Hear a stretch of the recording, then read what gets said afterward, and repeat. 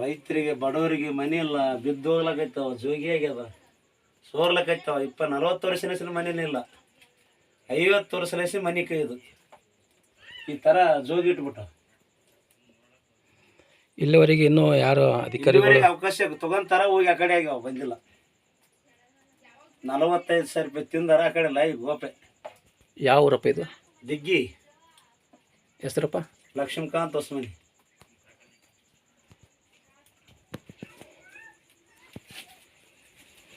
ನೋಡಿ, ಎಲ್ಲ ಮನೆಗಳು ಇದೇ ರೀತಿಯಾಗಿ ಸೋರ್ತಾ ಇದ್ದಾವೆ. ಅವರಿಗೆ ಇರ್ಲಕ್ಕ ಈ ಕಡೆ ಕಾಣಬೇಕ ಮಣ್ಣು. ಇಲ್ಲೇ ನಮ್ಮ ಶಾಸಕರು ನೋಡಿ ಸರ್ ಸೋರ್ಲಕೈತಿ ನೋಡ್ರಿ. ಇಲ್ಲಿ ಅದ 40 ವರ್ಷ MLA ಗಳು 2 MLA ಬಂದ್ರೆ ಅಷ್ಟೆ. ಸೋರ ಮನೆಗೆ ಕುಂತೋಗ್ಯಾರ MLA ಸಾಬ್. ಭಾಳ ಪ್ರೀತಿಯಿಂದ MLA ಅವರು ಫೋಟೋಗಳನ್ನು ಇಟ್ಟಿದ್ದಾರೆ. ಆದರೂ ಕೂಡ ಯಾರೂ ಬಂದು ಸಲಹೆ ಸಹಕಾರಗಳನ್ನು ಕೊಟ್ಟಿಲ್ಲ.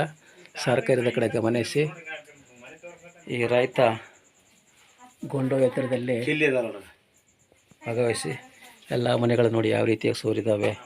ಇರ್ಲಕ್ಕ ಅವಕಾಶ ಮಾಡಿಕೊಡ್ಬೇಕು. ಸರ್ಕಾರ ಈ ಕಡೆ ಗಮನ ಹರಿಸಬೇಕು. ಇವರಿಗೆ ಮನೆಗಳನ್ನು ಹಾಕಿಕೊಡುವ. ನೋಡಿ, ಎಲ್ಲ ಮನೆಗಳು ಯಾವ ರೀತಿಯಾಗಿ ಸೋರ್ಲತ್ತಿದ್ದಾವೆ.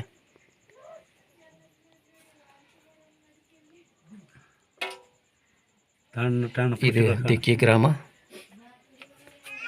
ರೈತರ ಮನೆ ಈ ರೀತಿಯಾಗಿದೆ. ಯಾರು ಬಾಯಲ್ಲಿ ನಾವು ಮಾತಾಡ್ತದೆ ರೈತ ಅನ್ನದಾತ ಅಂಥೇಳಿ ರೈತನ ಕಡೆನೇ ಗಮನ ಕೊಡಲಿಲ್ಲ ಅಂತಂದರೆ ಹೇಗೆ? ಈ ಕಡೆ ಗಮನ ಕೊಟ್ಟು ಸರ್ಕಾರ ಅವರಿಗೆ ಮನೆ ಹಾಕುವಂತೆ